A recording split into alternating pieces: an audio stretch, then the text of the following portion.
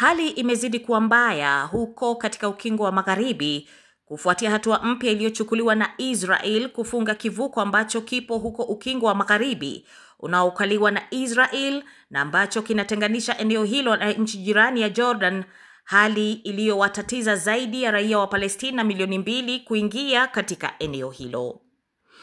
Taarifa za kufungwa kwa kivuko hicho kutoka mamlaka zinazohusika ni kwamba kivuko hicho cha Allenby Bridge kitaendelea kufungwa kwa muda usiojulikana kuanzia Jumatano asubuhi. Hiyo ni kwa mujibu wa maelekezo ya uongozi wa kisiasa, japokuwa hakuna sababu zilizoelezwa mara moja.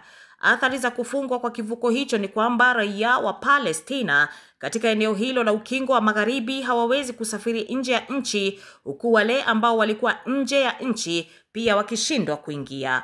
Umuhimu wa kivuko hicho ni kwamba ni eneo pekee ambalo linaweza kukuingiza eneo hilo bila kupitia Israel. Hatua hii imekuja ikiwa ni siku chache tu baada ya tukio la kuuawa kwa wanajeshi wawili wa Israel.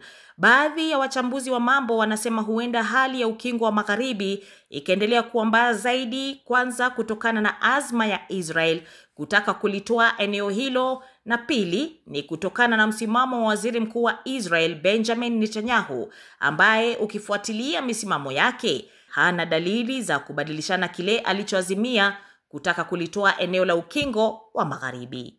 Hii ni TriGen Media.